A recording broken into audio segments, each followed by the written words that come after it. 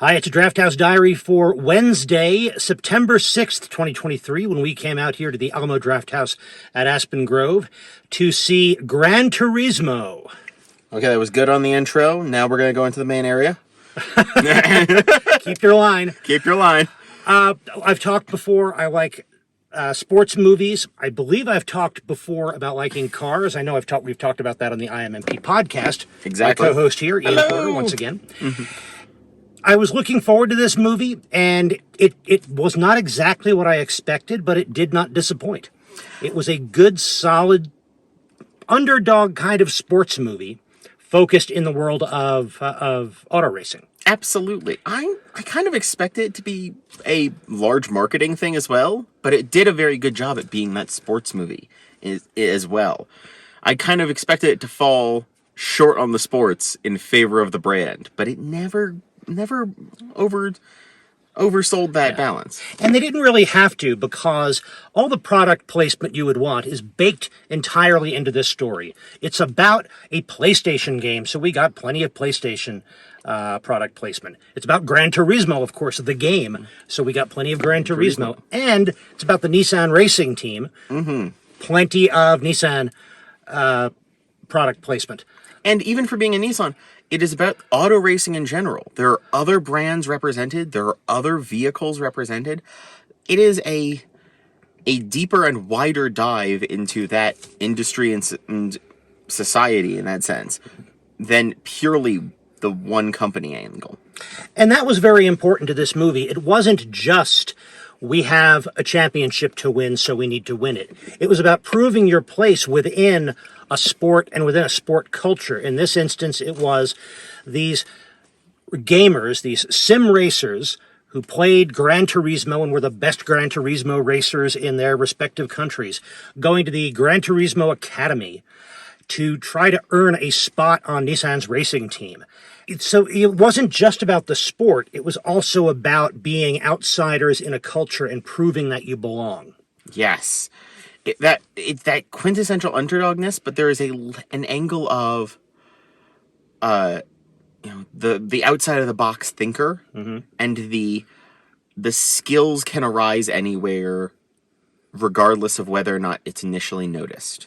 A really engaging cast, and of course that's what sells it. You have to believe in these people and want them to succeed, want them to prove themselves, while still being the people that you meet them as at the beginning. Mm-hmm. And I thought the direction was handled very well by Neil Blomkamp. I'm sure I'm getting his name wrong, but he's best known for movies like Elysium and District 9. He handled the character moments well. Early on, I thought the action was a little bit lacking. I wanted more scenes of racing, and I wanted longer scenes of racing. But it was actually good the way they did it, because they kept me wanting more. And as our main character got to race more, we saw more racing. So I wasn't tired of racing by the end. They get to Le Mans at the end of this movie. I'm ready for it. Absolutely. And wildly enough, a category this also falls into is video game movie. Not in the we're translating a video game story, but it is a movie that acknowledges its video game roots and loves using it. The number of times sound effects and visual UI elements were pulled into scenes unrelated to someone sitting down and playing the game.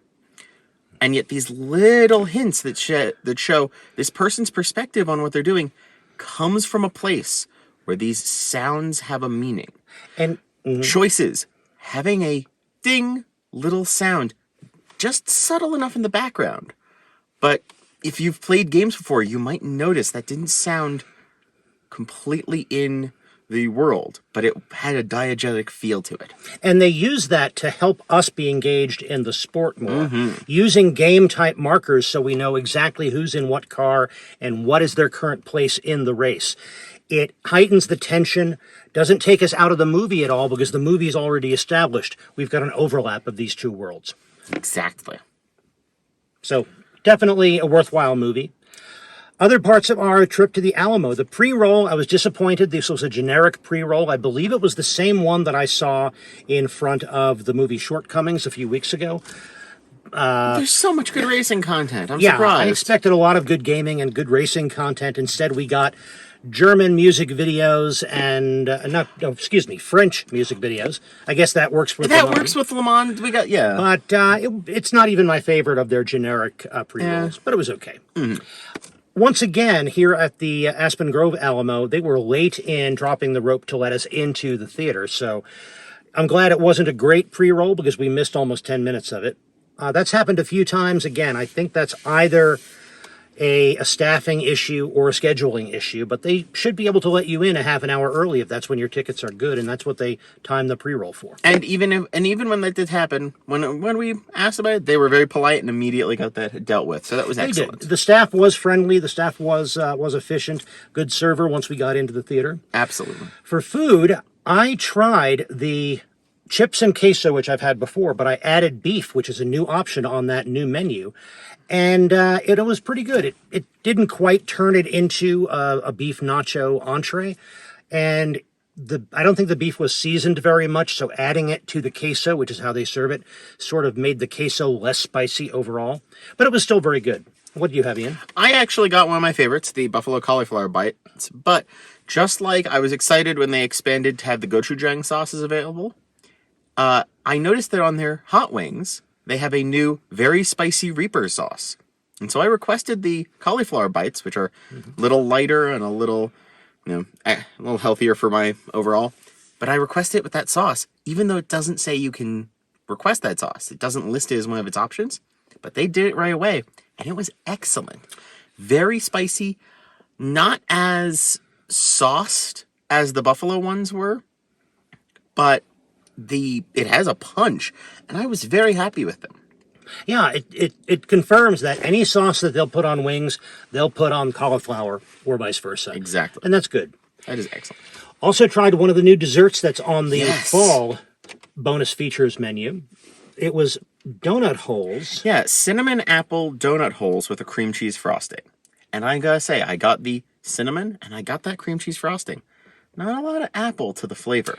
Not a lot of apple, but still I think those were better than any of the other two versions of donut holes. There's the cocoa and matcha that they introduced briefly as a tie-in with the Teenage Mutant Ninja Turtles movie. And then about a year ago, they had a pineapple upside down donut hole dessert. Those were not great. This was much, much better. The fact that this was served with a cup of the frosting and a spoon made it a little bit more like having a bowl of ice cream without the ice cream in some ways, which worked a lot better than trying to pick these up and dip them in the dark. So that was a very smart way to surf them, I think. All in all, a very good visit to the Alamo. Thank you very much for joining us. We'll be back with more Drafthouse Diaries in the future. And if you want to see those, click that subscribe button. But in the meantime, enjoy your movies. And when you do, stay till the end of the credits. We're across the line. Yay!